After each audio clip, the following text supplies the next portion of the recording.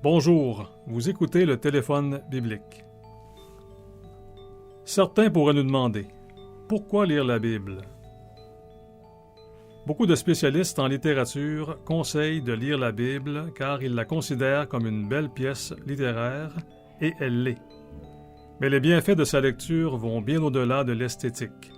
En intellectualisant la Bible et en la considérant uniquement comme un recueil de belles histoires, de biographies, de personnages intéressants, de faits historiques et de beaux chants et poèmes, nous ne faisons qu'apprécier sa forme.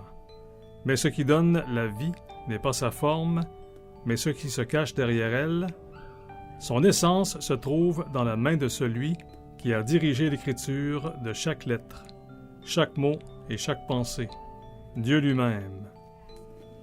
Lorsque guidés par le Saint-Esprit, nous sommes capables de découvrir Dieu dans chaque trait de l'Écriture, nous entrons dans une sphère de relation avec lui qu'aucune autre relation ne pourra remplacer.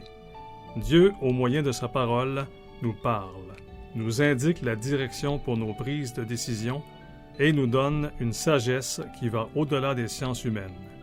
Ainsi, nous sommes remplis de force pour accomplir nos devoirs quotidiens.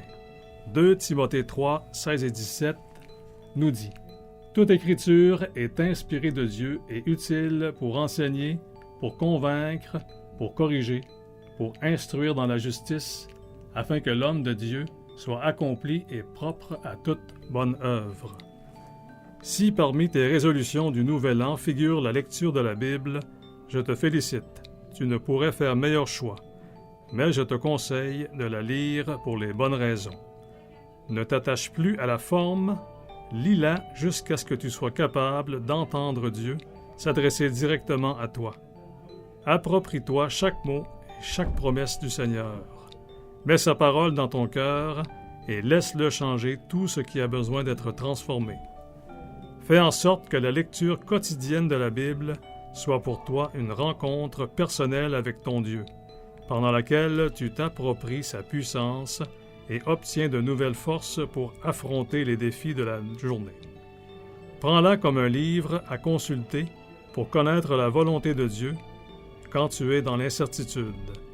Permets au Seigneur de te consoler quand, déprimé, tu réclameras ses belles promesses. Laisse-le te donner la santé mentale quand tes émotions te tromperont et surtout, remplis-toi de son Saint-Esprit quand tu seras assailli par le mal.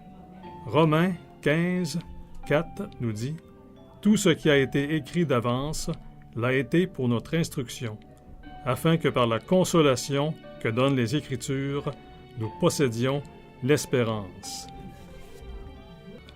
Bonjour et à demain.